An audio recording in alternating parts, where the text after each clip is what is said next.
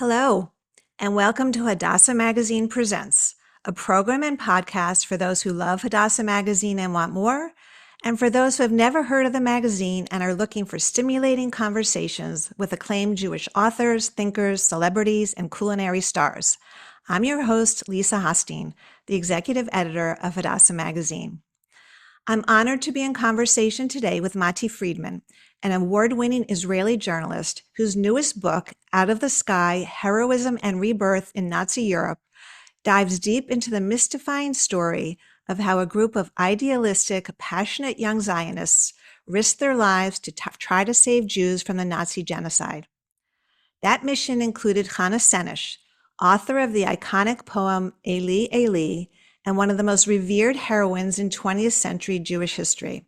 And it sparks important questions for our own times. It's perhaps fitting that we are meeting directly after Yom HaZikaron, Israel's Memorial Day, and Yom Ha'atzmaut, Israel's Independence Day, celebrating the Jewish state's 78th birthday, and a week after Yom HaShoah, the Holocaust Remembrance Day. We live in challenging, complicated, and anxious times, and all of us who love Israel worry about its future on so many levels. Speaking with Matti today, we have the opportunity to both reflect on the past and seek a thread that connects the past, present, and future. Thanks to all of you in the audience for joining us today. If this is your first Hadassah Magazine Presents program, a special welcome. And I hope you take the time to learn more about Hadassah and the work that the largest Jewish women's organization in the United States does to heal those in Israel through its two world-class hospitals in Jerusalem and its youth aliyah villages for at-risk children, as well as through its advocacy in the United States on matters relating to Israel, anti-Semitism, women's empowerment, and women's health, including reproductive rights and conflict-related sexual violence.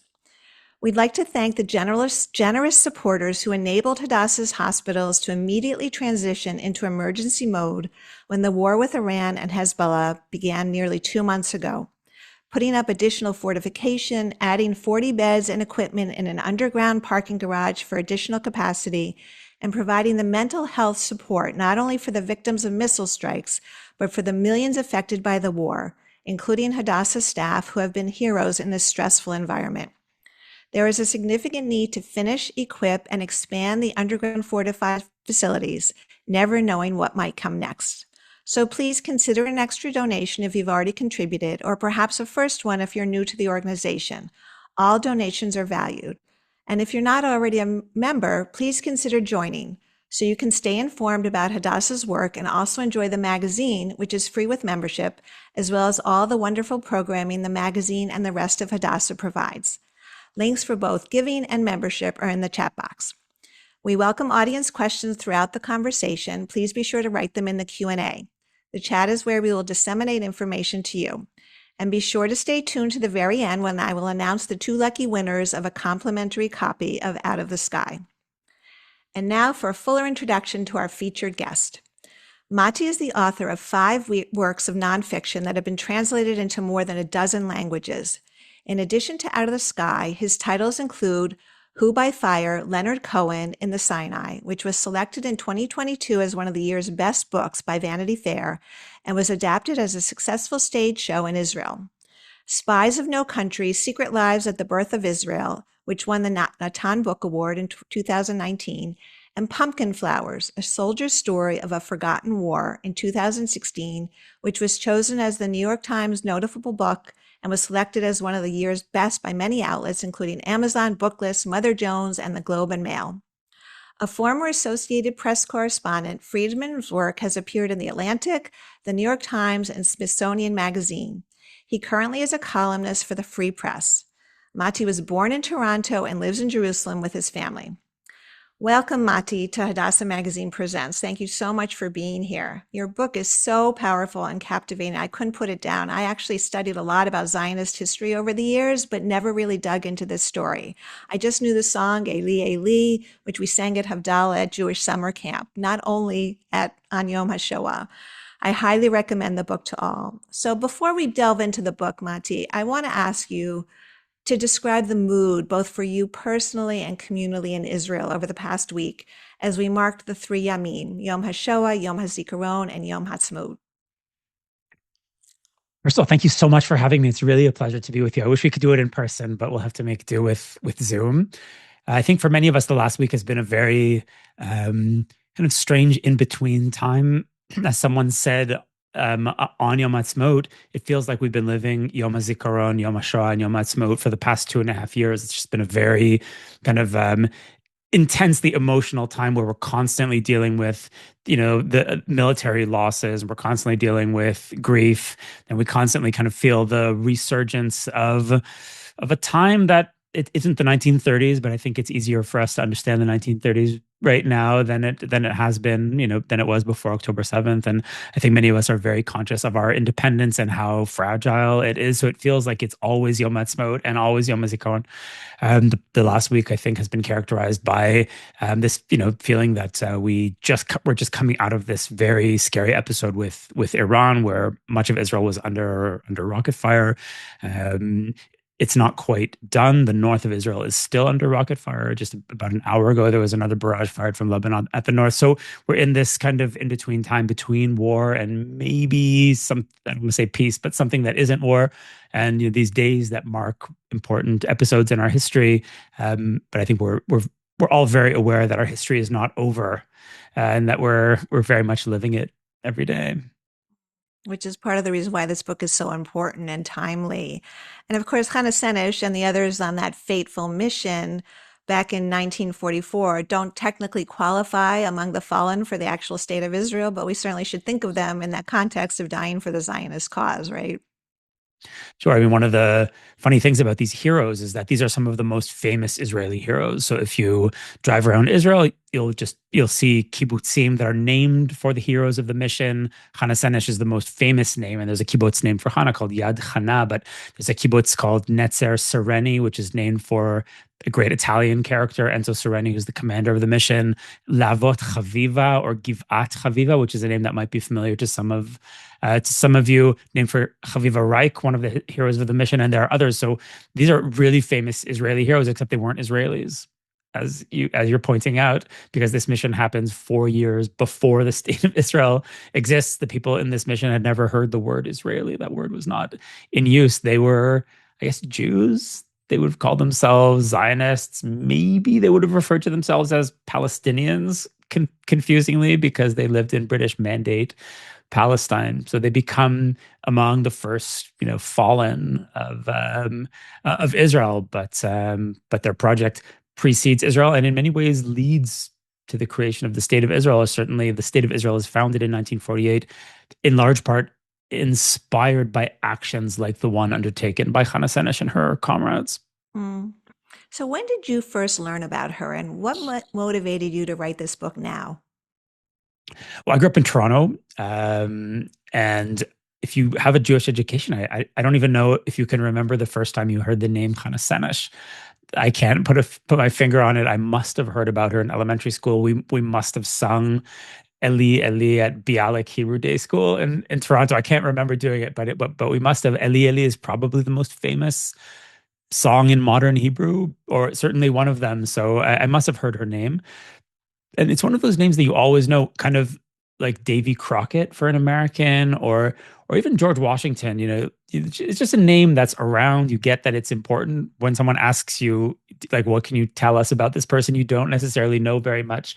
If you're a New Yorker, Lafayette. There's lots of things called Lafayette. Who was Lafayette? We don't really know. And Hannah Senesh is similar, although of course she's more recent. So I kind of always had a sense that there was this heroic character, but if you had asked me a few years ago what she did, I would not have been able to tell you beyond saying that she parachuted into Europe to save the Jews or something. The mission, of course, is much, much more complicated. And when I started actually researching it about 4 years ago, about a year before October 7th, so yeah, about 3.5, 4 years ago, I realized that my knowledge of this mission and the facts of the mission were two very, very different things. And I spent a long time in the archives and reading old memoirs and trying to, resuscitate the story. I spent a long time trying to reconcile the gap between this very vague picture I had and the actual complicated, fascinating, very confusing and strange mission of 1944. So it's interesting because in setting up this story, some of whom, as you said, became very mythic. You write that you wonder whether you have the right to, quote, rescue them from myth and amnesia only to fit their story to my selfish specifications. Very puzzling phrasing. What do you mean by that? So I write nonfiction. This is my fifth nonfiction book, and what I usually write is this is a true story. That's just what a nonfiction writer likes to tell readers, and I was writing that in this case, and I realized that um, I kind of had this feeling that these characters were looking over my shoulder as I was writing, because these are incredibly literate characters. Hannah Senesh is not just the daughter of a playwright and a novelist, which is a detail that's kind of played down in her Zionist biography, but she's the daughter of an important Hungarian writer. And so she's clearly a literary character. She writes a diary. She reads an incredible number of books, which we know because she keeps a list of every book she reads from age 12. And we have the list. So she's like she's a bookworm. She's a theater kid. She's a really literary character, but the others are too. And so Sereni, the Italian who I mentioned, he had already written a book by the time of the mission. Another book of his was published posthumously. And the other characters are also writing and reading. And I just had this feeling that these literary characters were breathing down my neck and might not agree that my version of their story was true. They would be looking at my manuscript and saying, who does this guy think he is? He's writing some story about our mission, but he never met us. So I decided I would hedge it a bit and explain what I'm doing. What I'm doing is I'm telling a story about this mission.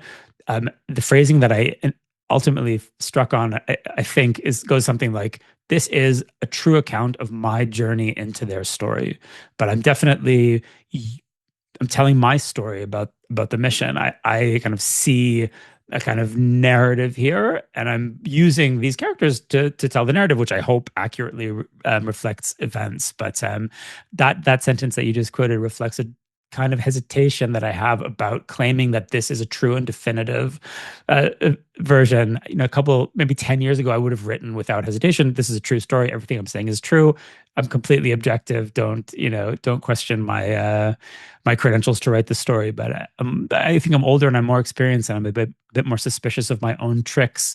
So I just felt like maybe apologizing for a moment and saying, okay, I'm going to rescue these people from having been forgotten or misunderstood or turned into two-dimensional characters. But what am I doing? I'm also using them to tell a story that I want to tell. So it's not that I didn't do it. Obviously, I did. You read the book, but I did insert a bit of kind of a question mark about my own intentions here. And why did you want to do it, especially now? Why was this story compelling for you? So the meaning of the book changed for me as I wrote it. I mean, the main event that happened while I was working on this book was, of course, October 7th. So I tried to recreate my own headspace about a year or so before October 7th when I started researching the book. And I think that I had a sense that Israel has kind of lost its story. We no longer have a single coherent story that we're telling ourselves.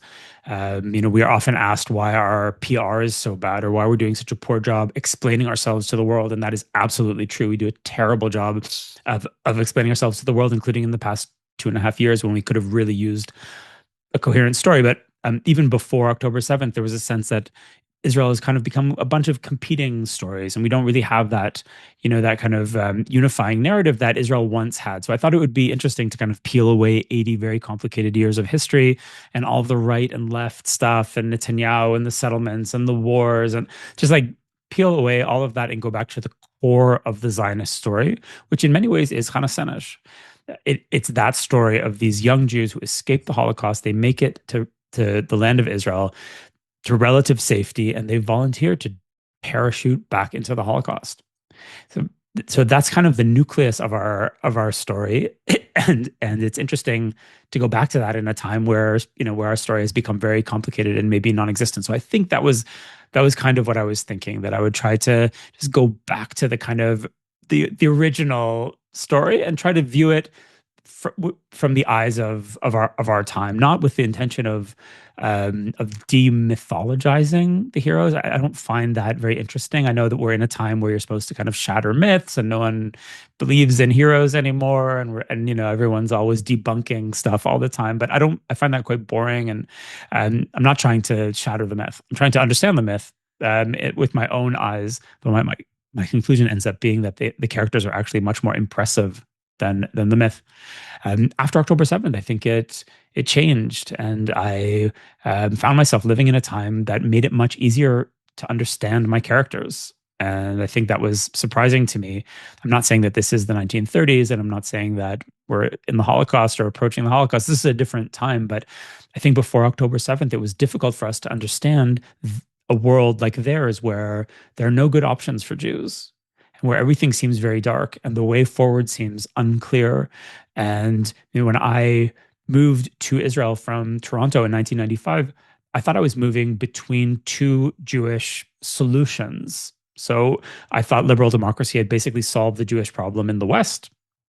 And Canadian Jews, American Jews, everything was great, and we were, you could live there if you wanted to. I didn't want to for my own reasons. I moved to Israel, which, in my understanding, was a solution to the problem of the Jews in the Middle East. I thought Zionism had, there are a few kinks left to work out, but I thought it was basically a solution. And I think October 7th shows that neither is a solution, that the Jewish problem has not been resolved, and that liberal democracy has, in fact, not solved the Jewish conundrum in the West, which is becoming worse.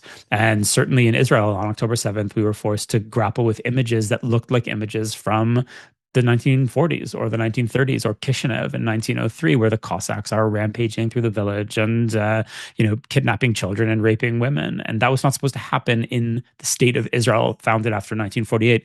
So I found myself inhabiting a world that was more similar to the world of the heroes. And then it became more interesting for me to think about how to respond to a world like that. What do you do when we have no good options? And 1944 is obviously a moment with much worse options than the options that we have now. But there's a darkness that's tangible in the world right now that is reminiscent of their darkness. And I think many of us should be asking what we're supposed to do. What do you do in a situation like this? And our heroes offer us one answer, which is the Zionist answer, which is that when you're faced with darkness and when you're faced with catastrophe, you act. You don't, go into bed and pull the covers over your head. You act, even if the chances of success are very, very slim.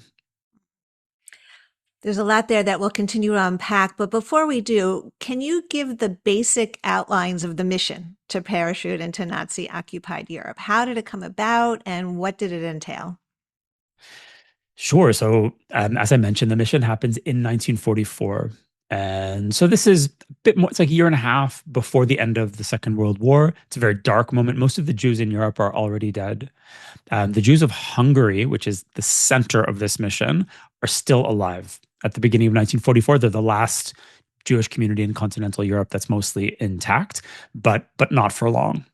And the Zionist movement cooperates with the British Empire in creating this operation. So what's the idea? The British need agents in Central Europe who speak useful Central European languages like Hungarian, Romanian, Serbo-Croat, Slovak. They need to get people into these occupied countries so they can rescue downed Allied pilots who've been shot down behind enemy lines, also POWs who've managed to escape somehow, and they need to get these people back to Allied lines.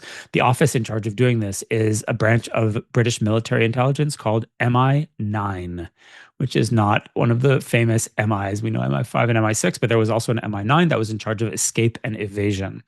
And a British officer who had been active in Palestine understood that the Jews had the perfect people for these missions, because the Jews, he understood, often have double identities, which is something that's worth thinking about. The idea of double identity is something that comes very naturally to Jewish people. Many of us have more than one name. My Hebrew name is Matti. My English name is Matthew. That's pretty standard for a Jewish person. I speak a few different languages, which is still common. It was more common in the 30s and 40s. So he understood that there's this population, the Zionist population in Palestine, which in many ways was a real pain in the neck for the British because they're constantly rebelling against the British.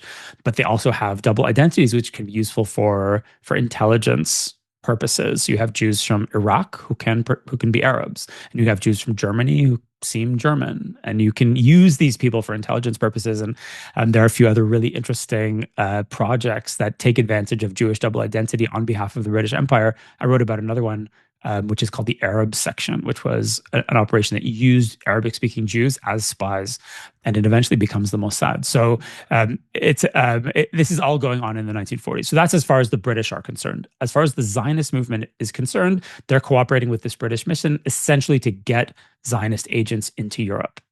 So if they can, save a few British pilots, they're happy to do so, but that's not what's really motivating them.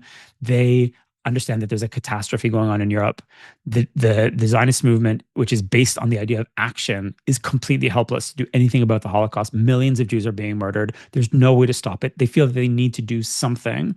And the British have a way of getting people into Europe, which the Jews can't do because the Jews don't have an air force. Of course, it's hard to remember that time, but the Jews have no army, no air force, no state. The Jews are completely helpless. And if they want to get into Europe, they're going to have to join the British army, wear a British uniform, get on a British bomber, and parachute into Europe on behalf of the British. So that's what they decide to do. So that's the mission, essentially. The British think that they're using Jews as agents to help rescue pilots. The Jews think that they are using the British in order to get their people into Europe to save Jews and fight the Nazis. Whether any of that was really possible is a good question, and it's one of the questions that I ask in the book, which concludes ultimately that the mission was something else entirely. But that, at least on the surface, is what everyone thinks is going on in 1944. Mm. And you do talk about how there are really conflicting goals here, and it's not really clear where the parachutists themselves and the Zionists understood that there were conflicting goals or really had a different perspective on what was really expected of them. So it seems like it was very confusing, right? Like there were cross purposes going on. Totally. The motivations for the mission are very hard to understand. And there's a funny moment in Tel Aviv before the parachutists leave. I guess I should say we're talking about 32 people who will parachute into Europe. So we're not talking about, 10,000 parachutists who are going off. These are 32 people who are going to be dropped in pairs into about 6 occupied countries in Central Europe. So the Zionist leadership convenes the parachutists in a secret meeting in Tel Aviv. And at this meeting, the leaders are going to reveal to the parachutists what the real mission is. So the parachutists are in British uniforms. They've sworn allegiance to the king, but the Zionist movement is not really a big fan of the British Empire. They just hate the British less than they hate the Germans.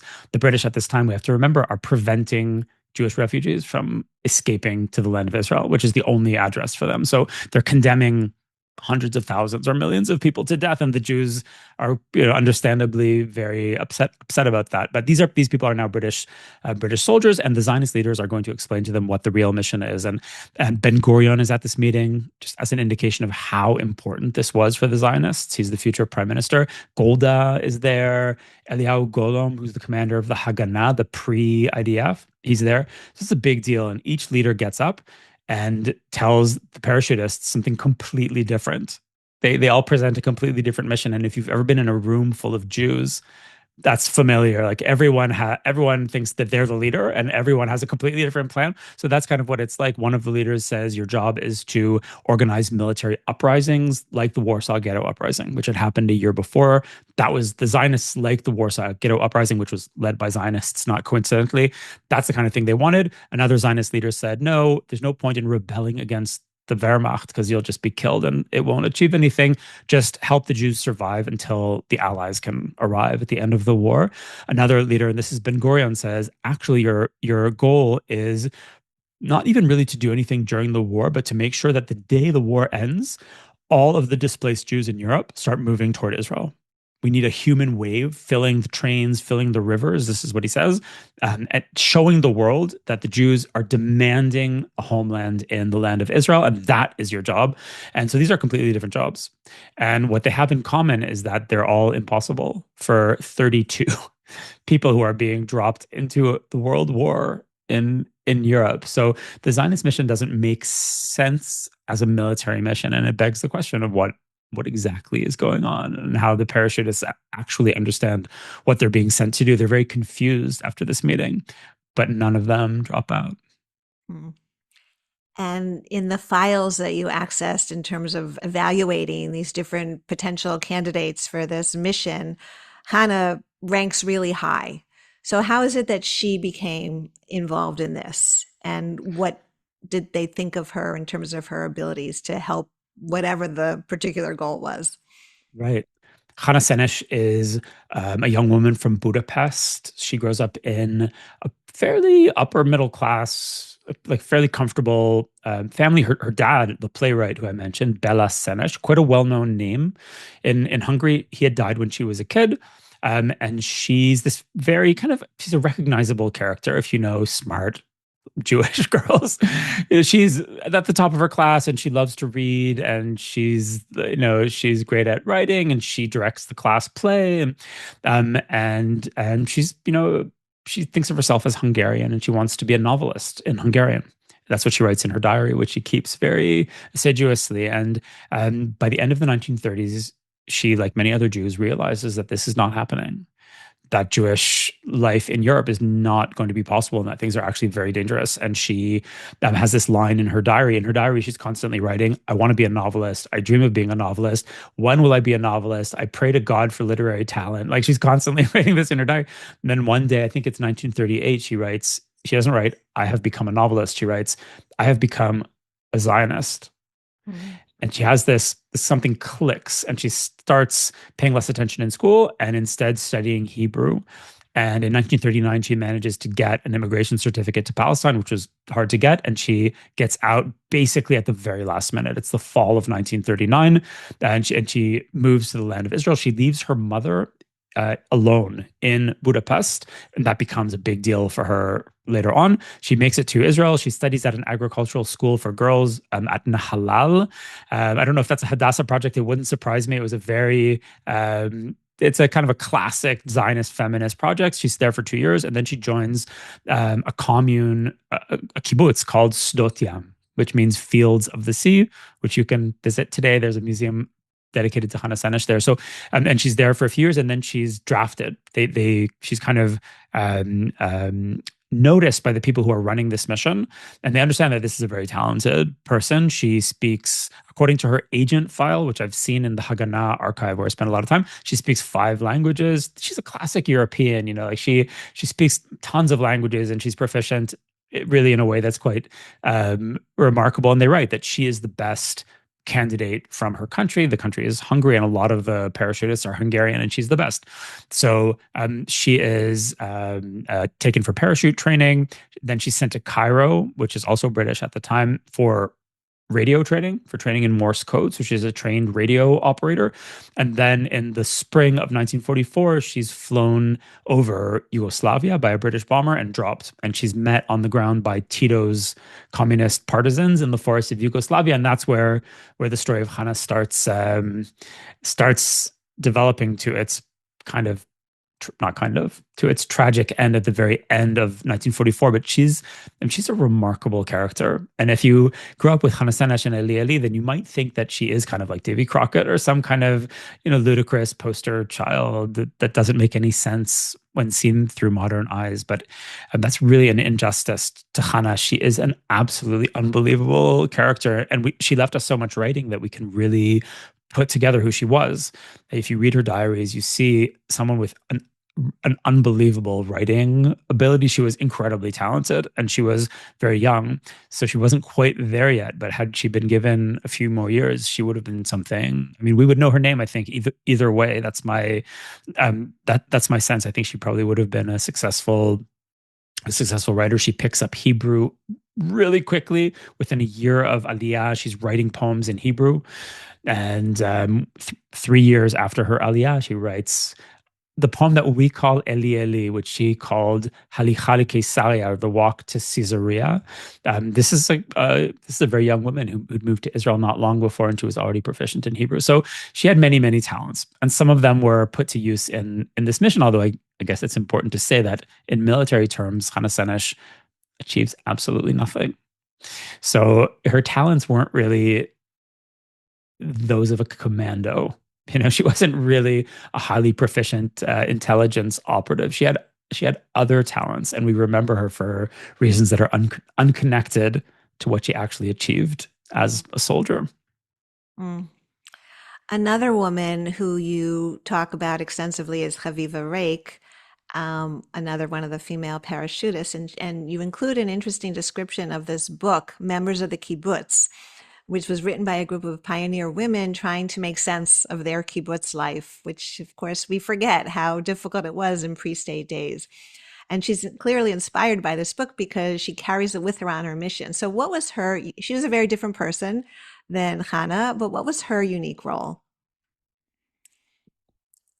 Aviva Reik is an amazing character. It's interesting that that they come out of this really Hadassah like world. These women. I mean, this is the world of pioneer women. It's not a coincidence that two of the best known heroes of the mission are women. That was part of what was going on. So they come out of this world where there's the Zionist revolution going on, and there's also a feminist revolution going on. And my grandmother was a volunteer for Hadassah in the 40s, and this is part of the thing. Chaviva is inspired by this book which you mentioned, which is called in Hebrew HaChaverot BaKibbutz, the members of the kibbutz, but members feminine, because Hebrew is gendered, of course. So and it's about these heroic women who are, tilling the field and milking the cows and building the kibbutz and doing guard duty. And it's really inspiring to her. It's so inspiring to her that she takes the book to the mission. She takes it to Egypt for her training, and then she takes it into Europe, and she has it in her knapsack when she's infiltrated into Slovakia. And she actually has it with her until the very end when she's forced to give it up in a kind of a dramatic scene. She basically has to give up this feminist manifesto from which she draws inspiration. Chaviva is a different character than Hannah. They're kind of paired often because they're the two female characters of the mission, but they're very, very different. Hannah is upper middle class. Chaviva is working class. She came from a pretty scrappy family in Slovakia. Her dad had disappeared when she was young, and she had been working since she was a kid. She actually worked as a motorcycle messenger. So there are these great pictures of Chaviva, like a teenage Chaviva Reik, riding a motorcycle around rural Slovakia. And she moves to Israel. She doesn't really play by the rules, Chaviva. She has a very complicated love life. So she's divorced, but she never technically actually divorces her husband. He's still kind of in the background, but they're not together. And she has multiple relationships with different people at the same time. Some of them married, including one of the other parachutists.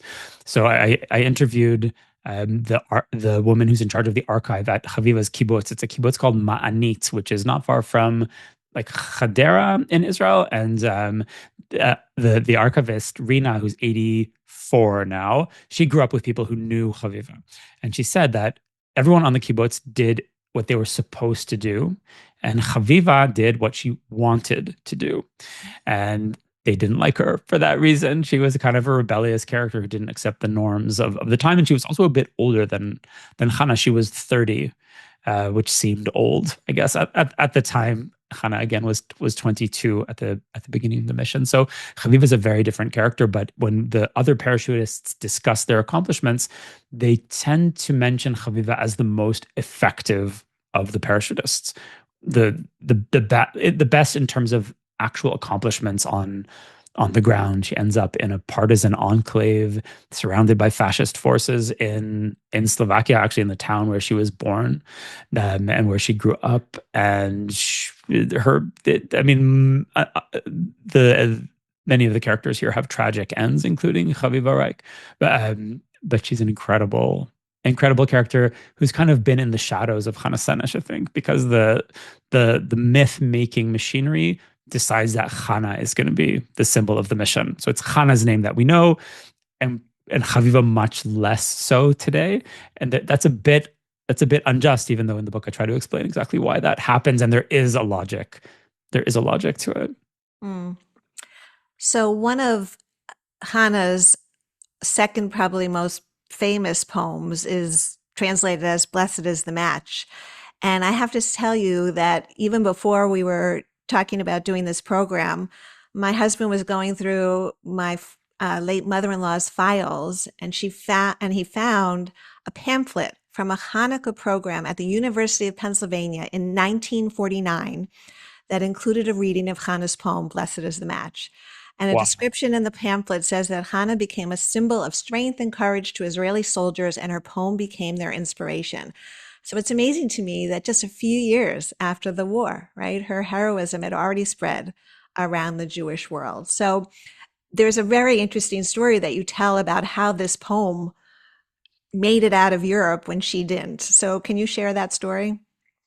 That's an amazing anecdote. It is very surprising. I was very surprised to discover how quickly that poem becomes part of the myth. I mean, it's published. It's already published in 1944 in Israel.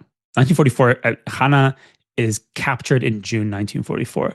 And the poem is published in Israel. And there's a movie made about illegal immigration to Israel. It's a movie called The Illegals, and it comes out in 1947.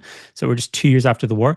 And the Ma'apilim, these Jewish refugees trying to make it to Palestine illegally, are already singing this song, which has been put to music. So it happens immediately. And the way the poem, which in Hebrew is called Ashrei HaGafru, I have a little section in my book about how blessed is a match is, I think, a mistranslation of the poem, but we can talk about that after if you want. But the poem almost doesn't make it. And the story is that Hannah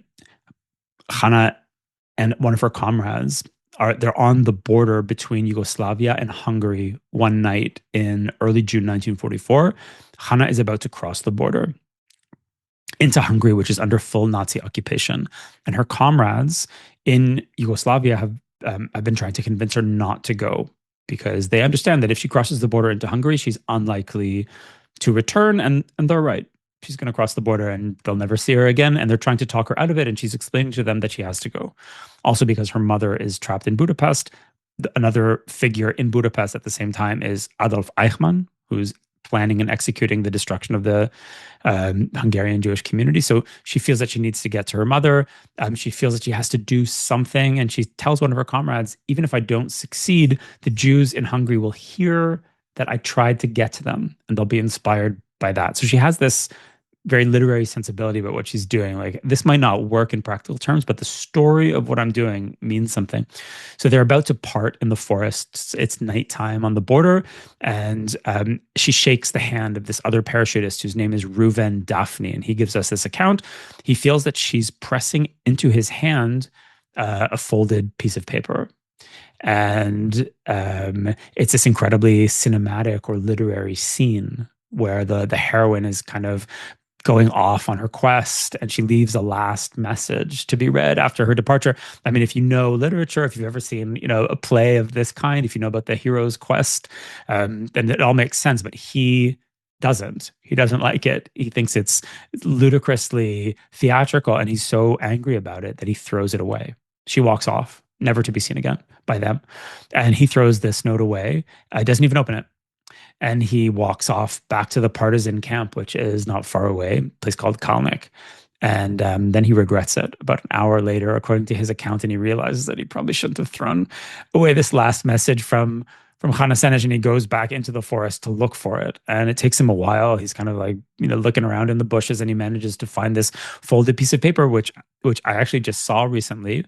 It's about the size of an index card. It's kept at the ghetto fighters kibbutz in northern Israel, the Chamegetot. So it's about the size of an index card, and he opens it, and on this card are 4 lines written in Hebrew, and it is that poem, which is Hannah Senesh's second most famous poem. The most famous, of course, is Eli Eli. This is the second most famous poem, and it starts with that line that says, Ashrei hagafrur shenisraf v'hetzit lehavot, which I would translate, happy is the match that flared and lit the flames. Happy is the match that flared and lit the flames. And it's an incredible line, and it tells us exactly what Hannah Senesh thinks she's doing. She's going to cross the border. She is going to be burned. She's the match. And that act of being burned is going to light the flames. It's the story of the match, or the after effects of her being burned are going to cause a conflagration that she wants. And she says in that line, Ashrei comes from the same Hebrew root as Osher, which is happiness. She's saying she's happy to do this. So in some ways it's a suicide note. In some ways it's a last will and testament. It's an explanation of how Hannah Senesh understood this mission. She didn't really think that she was going to save the Jews. How could she save the Jews? I mean, she's one 22-year-old woman, and she didn't think she was going to defeat the Wehrmacht. she saw what she was doing as a story that would inspire other people to action. So that's why I think that the mission did not fail. We've just misunderstood the mission. She had a different idea of what she was doing. Hmm. I'm actually going to quote a little something that I was wanting to reference in context of what you're just saying there, where you write that she grasps what the real mission is. The parachutists aren't commandos, they're storytellers. They've been sent to write with their lives a Zionist story about the war, a story that will lead others not to despair but to action. When faced with tragedy, those who know the parachutist story won't pull the covers over their head or bemoan the cruelty of their fate or wait for someone else to do something. They will look out into the night, grip the sides of the door, and jump.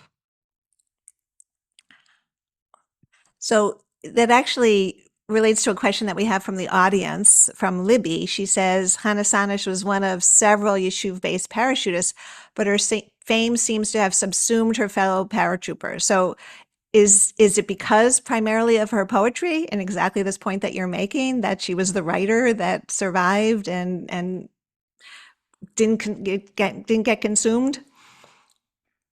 It's such a great question. And Hannah's comrades asked the same question after the war because the whole mission becomes Hannah Senesh, but there were 31 other parachutists, and all of whom were quite heroic, and many of whom thought that they were not less heroic than Hannah Senesh. 7 of them are killed. So Hannah Senesh is one of 7 to be killed on the mission, but we really only remember her. So it's Libby, you're not the only person who's noticed that that's a bit weird, and actually some of her comrades are quite rankled by the way that Hannah's myth expands to kind of consume everything about the mission. There's a memorial ceremony or kind of there's a ceremony to kind of mark the parachutist mission held at Sdot Yam, which is the kibbutz that Hannah Senesh is from. And when they arrive, all the parachutists who survived and their families, they show up at this kibbutz, and there's a sign up that says Hannah and her friends, Hannah v'chavereha, Hannah and her comrades. So they'd been demoted to like Hannah's comrades. They didn't even have names. So it's very weird, especially since Hannah doesn't have any military accomplishments. It's not like she defeated a battalion of German soldiers or saved 1,000 Jews or something. She didn't save a single Jew or kill a single German. So why do we remember Hannah Senesh? And I think the key to the mystery is the realization that this mission was never military as much as it was literary. The mission was meant to tell a Zionist story about the Holocaust, because the Zionist movement can't live with the Holocaust, which is a story of Jewish weakness in the Zionist understanding of it. Of course, there's incredible Jewish strength in the Holocaust. It just doesn't look like strength as the Zionist movement understands it. But they need a story about heroism. They can't have a story about Jews being marched off by their millions to gas chambers. They need a different story in which Jews are wearing uniforms and jumping out of airplanes and carrying weapons. And this story is going to change not the present, because the Zionist movement can't change the present, but it's going to change the future by telling a different story about this war, and it works. I mean, like you were saying, Lisa, a few years later, this story inspires the Jewish soldiers who win the War of Independence and create a Jewish state. So that's what it's supposed to do. It's a storytelling mission. It's not a military mission. And the best storyteller was Hannah Senesh, because she was a great writer. And she not only wrote beautiful poetry and kind of put into words what the mission was, and she did it with the poem that we just read with Happy is the Match, and she writes Eli Eli, and she has other poems that we still know and read. It's not just that she wrote it most beautifully, she also enacted the role of the heroine best. That scene in the forest is an example of it. She understands how a heroine behaves in a quest. She knew what's expected of the main character in the movie. And that scene in the forest is in many ways being directed by her. I mean, she kind of creates this cinematic scene because she understands what a heroic quest looks like. And she knows that because she's a bookworm, because she grew up going to her father's premieres at the theater in Budapest. She's the most adept storyteller. And that's why she's the one we remember, when the others who might have been more proficient militarily, they serve the storytelling purpose less well. Hmm. So I wonder, given that you don't use her name in the title, which most other books about this mission and her certainly use the name in the title, and the fact that you do devote considerable space in the book to some of the other individuals involved, was that kind of your own way of trying to, rescue their names from history? Right. And it's funny, in Hebrew, the book came out in Hebrew at the same time, and the publisher made it clear Hannah Senesh's name will be on the cover of the book. There was no debate about it. Like, that's a name that people want to read about. In Hebrew, the book does have Hannah Senesh's name, but in English, I mean, a few things. I think that most people today do not actually know who Hannah Senesh was. So that's a name that doesn't mean anything. I remember speaking, I guess it was 2 years ago, to a group of, it was like a Jewish mission from Phoenix. Like, these are involved people, educated people, about, I guess, 25, ranging in age from, I would say, 30s to 60s. And I was working on this book, so I asked them about Hannah Senesh. They had never heard of Hannah Senesh. And I said, Eli, Eli, nothing. Like, no recognition whatsoever. So I realized that putting Hannah Senesh's name on the cover doesn't necessarily do what it might have done 50 years ago. But yes, I also wanted to give the other characters a chance to breathe. And when I started working on the book, actually, one of the things that I wanted to do was reduce the role of Hannah. There are 32 parachutists. She's one of them. Okay, but let's see what the other people have to offer. And that was really something that I was trying to do at the beginning. And then as I was writing, her character just expanded and expanded and expanded because she's so great. And there's a reason that she's the heroine. I mean, I understand, everything that I said about military accomplishments, it's all true, but there is a reason that Hannah Senesh is the character that we remember. And eventually I kind of surrendered to it and surrendered to her. So if you read the book, you'll see that, it's not only about Hannah Senesh by any means, but she gets more screen time than the others. We have another question. Is Hannah Senesh's diary published? Absolutely, it's published. It was published immediately after the war. Again, the kind of myth making machinery goes into action right after her execution at the end of 1944, and her diaries and letters and poems are published. I think it's 1940. I don't want to get this wrong, but it's in the 1940s, certainly in Hebrew. Marie Sirkin, who is a writer who is well known in the post-war years, writes a book which I believe is called "Blessed is the Match." Yes, that's the name of the book, citing that poem. And that book comes out also in 47, 48. So it starts happening very quickly. So the diaries are published right after the war, and they're available in English. I don't know when the last edition was published. Hannah was a big deal for a while, and then becomes thought of kind of as a Zionist caricature, and everyone's too, cynical to really love Hannah Senesh, and we start hearing about her less. But the diaries are certainly available in the 1950s and 1960s in English, and you can still find them. I found when I was writing the book that many of the translations of the diary are inaccurate. So the translators back in those days took a lot of liberties, and there are sections that are left out. A lot of sections that would have undermined the Zionist mythology were kind of censored a bit. Nothing too dramatic, but there's a lot of places where it's clear that she's on this kibbutz and she's absolutely miserable. Like, she doesn't want to wash the pots, and it's just drudgery, and she's not cut out for it, and she hates manual labor, and that wouldn't work because Hannah Senesh was supposed to be a Zionist poster child. So she's always smiling, and she's happy to work, and she's a socialist, and so it's kind of her image is kind of airbrushed, and so is the diary. I would love to see a new edition of Hannah's writing. That would correct the problems in the translation, that would retranslate the poems. That would be really, really valuable. It would be amazing to see that. Maybe someone can make it happen. Mm. So somebody else is asking why you refer to them as characters, as in Haviva was an interesting character. This term makes them seem like they're fictional rather than individuals in a nonfiction book. Is this related to your own hesitation about calling the work truly nonfiction? Right. It's a great question. I mean, I think of them as characters because I lived with them for years, and they're characters in in my book, but I also sometimes think of real people as characters. You'll say of someone that they're a real character or a great character, and I guess it's just a kind of a literary way of thinking about thinking about people. They're very real. I mean, the book is nonfiction. There's nothing in it that I made up. It's all based on on archival research. So there's no fact in the book that I can't back up with some document, but I do realize that that's not the same as saying this is a completely accurate portrayal of everything that happens. Of course not. And I want to think that if the characters, again, I'm using the word characters, I want to think that if these people read the book, they would recognize it as a genuine attempt to understand the heart of their story. But would they agree with my take on their adventure? Absolutely not. I mean, if you've ever had something that you were involved in written about by someone else, if you go to an event and then it's written up in the paper the next day, you're almost certain to say, what the hell is this? Like this bears no resemblance to anything that actually happened.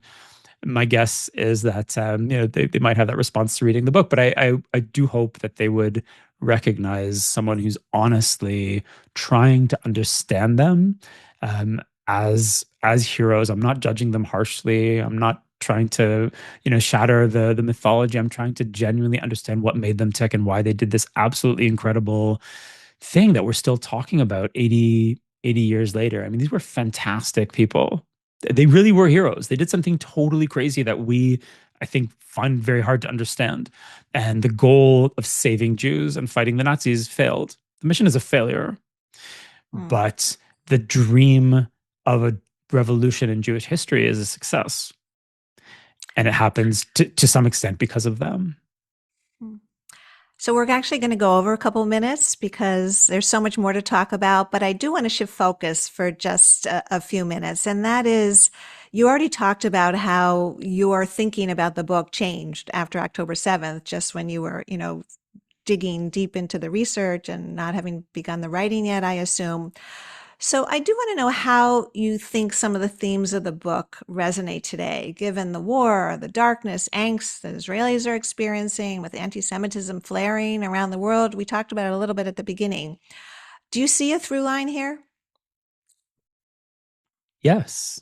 Yeah, I do. And I think that the last few years have shown us the limitations of the success that we thought we'd achieved. And I mean, there have been real successes. Of course, you can't dismiss all the great achievements of American Jewish life, and you can definitely not dismiss the incredible accomplishments of Israel in turning essentially a refugee camp into one of the world's most successful countries. So I'm not saying nothing was accomplished, but we're still a very, very small people.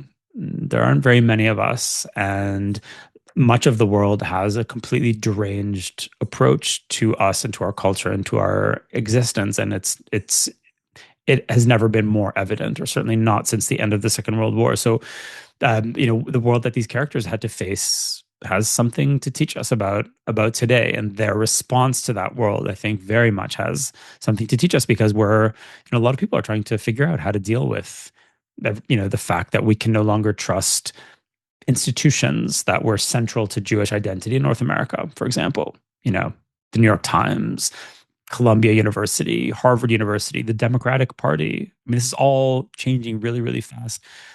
So what do we do? And it can cause a feeling of helplessness, and it can cause a real feeling of depression. But the Zionist movement already answered all of these questions, and they offered a solution that, again, is a partial solution. I mean, Israel did not solve the problem. It's just a buffer against the problem for those of us who live here. But Zionism has an answer to Jewish helplessness, and it has an answer to what you need to do when your place in society erodes. And Herzl is dealing with this in 1895. And he's an incredible person to read about now. There's a great biography of Herzl called Herzl by Amos Elon, which came out in the early 70s. It's a wonderful book. It's one of my favorite books, and it's so modern. I mean, if you read about Herzl in Vienna in the 1890s, it sounds like New York in 2026. And he's a very successful journalist. He writes for the New York Times of the Austro-Hungarian Empire, and he's assimilated, and he's upwardly mobile, and everything changes. And he realizes that he completely misunderstood everything. And he sits down in a hotel room in Paris and he writes a different story about the Jewish future. And the story is called The Jewish State.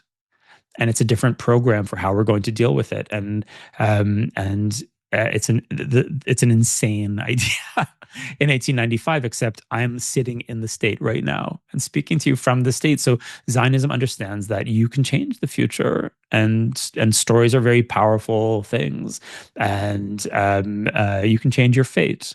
And the key is action. The key is responding to catastrophe with action, not collaboration, not denial, but action. And Israel is proof that works. And our characters are maybe the most pure embodiment of the instinct, almost divorced from any real world effects. I mean, it's pure action. In 1944, they act knowing not only that they're unlikely to succeed, they know they're unlikely to return.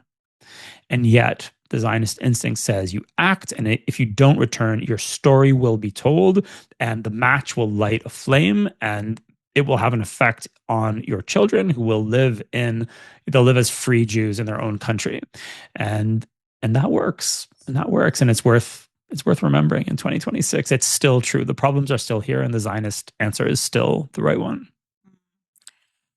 So one example that you wrote about very recently in terms of the problem plaguing the Jews and society in general was an article that you published in the Free Press just a few days ago.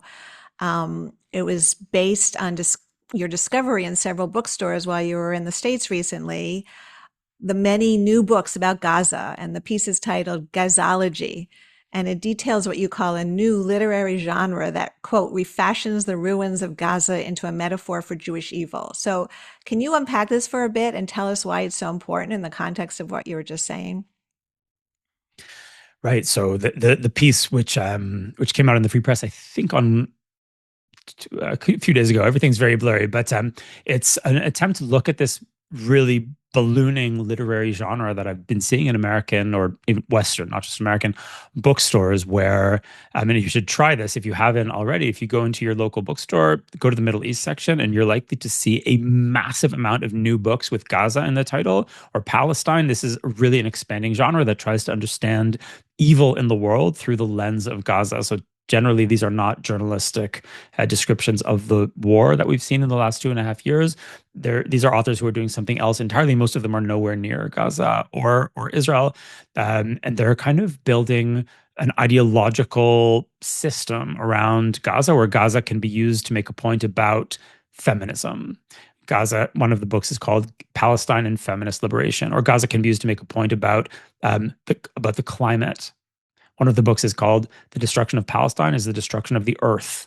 And they make points about medical care, and they make points about racism, and they make points about imperialism and colonialism. And I mean, it's an entire thought system that's being built around this war, with the villain being the familiar villain in Western stories about the world, which is the Jew. And it's happening right now, and it's being published by mainstream publishers. It's being carried in your local bookstore. I promise if you go, you'll see it. People writing these books have won the Pulitzer Prize. They've won the National Book Award. It's big. And if we're looking at this changing climate facing Jews in America and in the West, this is one way of understanding it. I mean, students at universities in the next few years, if it's not happening already, will be assigned these books in the anthropology department, in the literature department, possibly in the medical school, the engineering school. They'll be asked to understand the problems of the world by looking at Jewish villainy as expressed through Gaza, through the genocide in Gaza, the destruction of Gaza, just the evil of the Israeli state as an embodiment of everything that's wrong with the Western world. So it's not something that's pretty to look at. It's quite disturbing. And I did not enjoy reading all the books that I had to read to write that article, but I think it's very important if we want to understand where things are going. Mm. What's your assessment of the current situation with Iran and Hezbollah right now? What's been accomplished by the war? I know this is like kind of hard to get into this conversation so late in the conversation, but to just touch on, where the ceasefire, are the ceasefires good or bad for Israel? What do you think comes next? You have a, journalistic, analytical mind that focuses on these issues when you're not writing books. What can you tell us? The question of whether the ceasefire with Lebanon exists is a good one. I mean, Israel's been attacking here and there when they find Hezbollah fighters, and Hezbollah just launched a barrage into northern Israel, which is where my parents have lived in a town called Nahariya on the Lebanon border for many years. So the question of whether that ceasefire is going to hold is a good one. We're not sure. We're in this interim time where we don't quite understand what was achieved in Iran. Maybe a lot, maybe not enough. We don't know. I think that all the people rushing to conclusions about the campaign in Iran are really, it's too soon. We'll only be able to understand what was achieved in a year or two. And I think most Israelis would love some normalcy. I mean, I think the idea that we're going to defeat every single enemy in the Middle East is not really realistic. And people have had a really, really rough 2.5 years. We've lost hundreds and hundreds of soldiers. The country's in bad shape internally in terms of our, domestic politics. We have an election coming up, which needs to be resolved. So I think most Israelis would be happy for a period of prolonged quiet. I don't want to say peace, but a period of prolonged quiet that would allow us to kind of put the pieces back together, get organized on our domestic situation, maybe elect a more constructive government in the fall.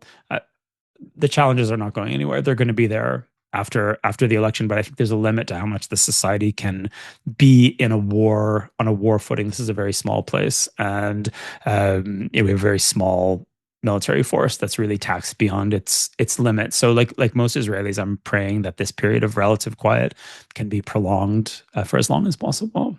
Mm.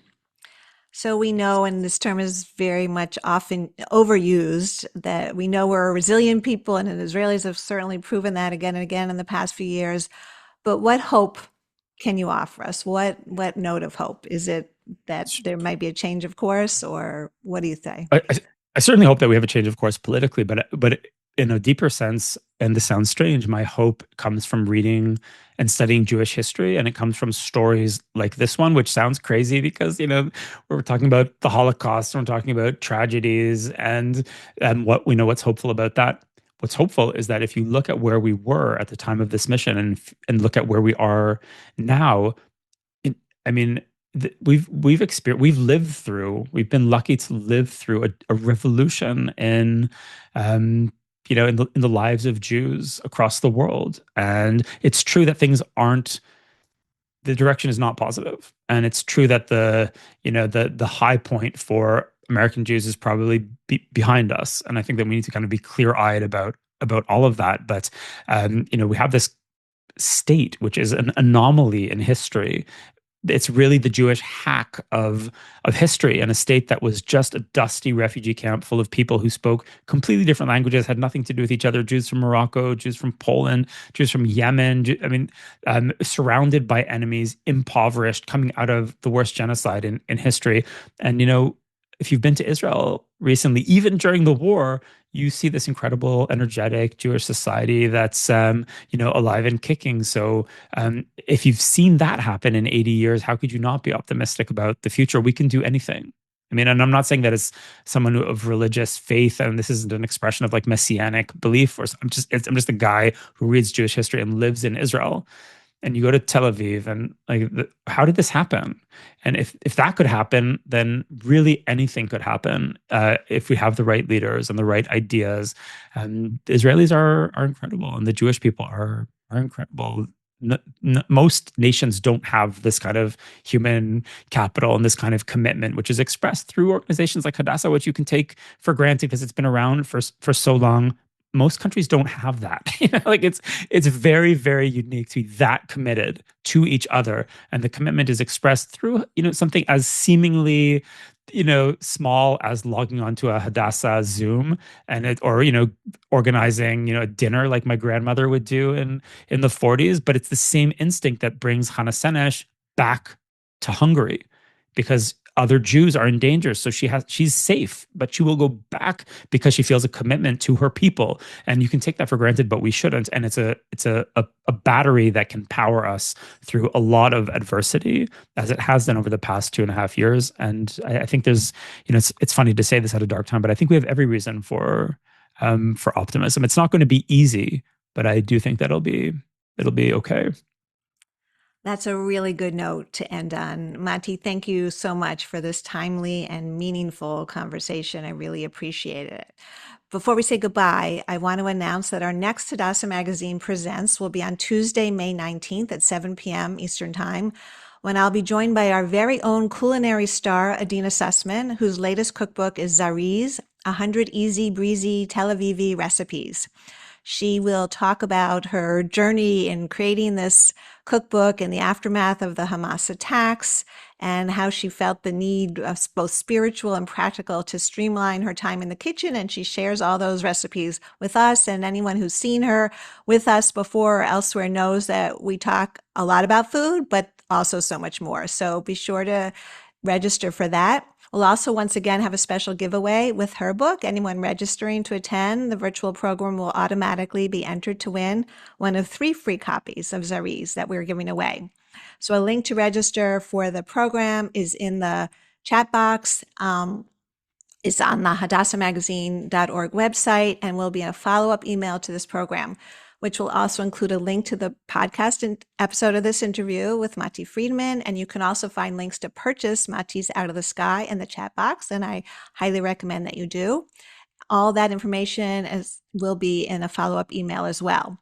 And speaking of giveaways, the time has come to announce our lucky winners of a free copy of Matti's book. The winners are Miriam Khan and Robin Rubin. So you will hear from our producer, Ariel Kaplan, in the next few days about how to receive your book. I want to thank Ariel, the magazine's digital editor, who both promoted and produced the program, and Leah Finkelstein, our senior and book editor, who helped plan and implement this program. And as always, a shout out to our partners in Hadassah's engagement and marketing and communication divisions, who always play an important role in making these programs happen. Thanks again, Matti, for being with us for this insightful conversation and for continuing to shed light on important stories from the past and the present. Thank you so much for having me.